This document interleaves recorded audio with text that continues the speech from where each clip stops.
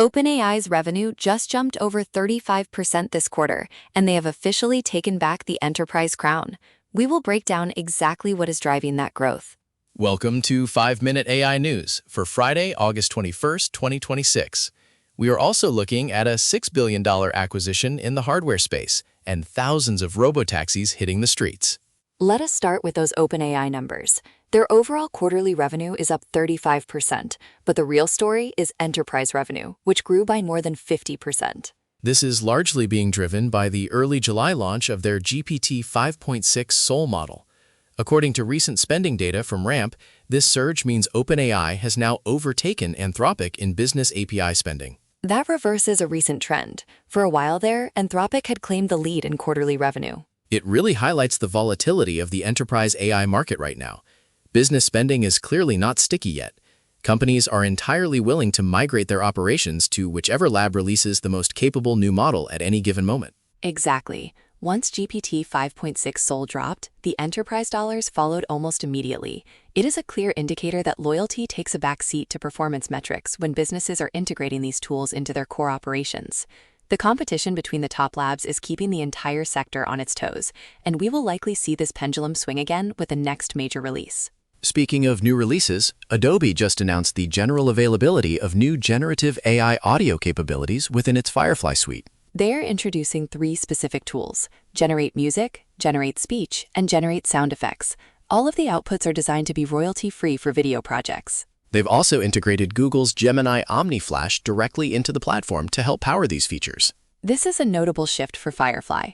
Up until now, it has been primarily a visual and design-focused AI tool. Adding audio generation turns it into a much more comprehensive multimedia creation suite. It certainly intensifies the competition in the AI audio space.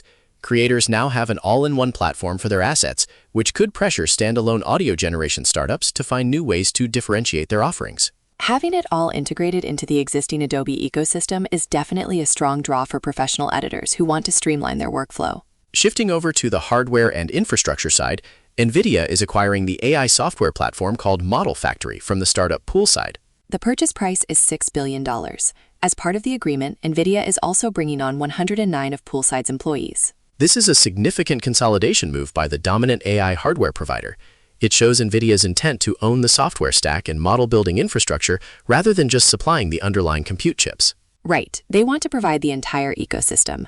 By integrating Model Factory, Nvidia can offer developers a more seamless experience from training all the way through to deployment. It makes sense strategically.